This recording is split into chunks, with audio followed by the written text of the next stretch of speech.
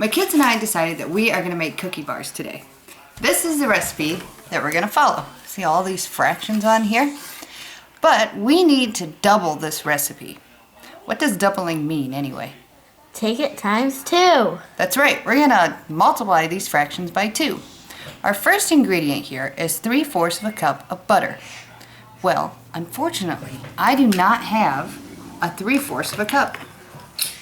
So I have to figure out what does 3/4 actually mean. So to help me with that, I drew this box. Okay, and then I divided it into fourths. 1/4, 1/4, 1/4, 1/4. I know that 1/4 and 1/4 equals a half. 1/4 plus 1/4 equals 2/4, which we then reduce these down to 1/2. So then I need another fourth. So 1/2 plus 1/4 equals 3/4. Which looks like 1/2 and 1/4. There's 3/4.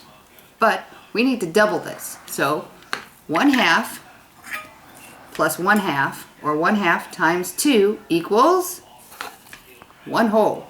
Right? That's the first part. Then we had 1/4. 1/4 plus 1/4, or 1/4 times 2 equals 1/2. So we have, so 3/4 times 2 equals 1.5. A cup and a half of butter is what I'm going to need. Now, you may be thinking to yourself, Mrs. Warner, I can do that in my head. Yes, I know that. But I don't live in your head, so you always have to show your work. Here's what we did. 3/4 times 2/1. We know that 2/1 is the same as 2 wholes. Okay, so then we just multiply across the top. 3 times 2 is 6. 4 times 1 is 4. That is an improper fraction. So what do we do with an improper fraction? We have to divide it out. Okay, 6 divided by 4. Right? 4 goes into 6 one time. 1 times 4 is 4. Subtract that, we get 2. This 2 becomes our new numerator, and we bring over the 4. Is that in simplest form? No, it's not. Check for reducings. These are both divisible by 2. 2 divided by 2 is 1. 4 divided by 2 is 2. So 6/4 equals 1.5. And that's how you do multiplying fractions.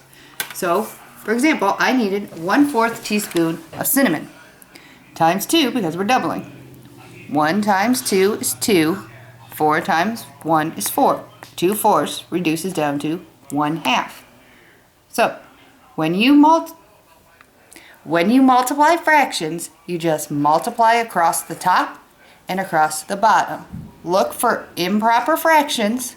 If you have one, turn it into a mixed number. Always remember to check for reduces.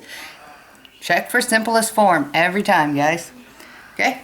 So, that's what my kids and I will be doing this afternoon, is making cookies. What kind of cookies do you guys like? See you later. Bye.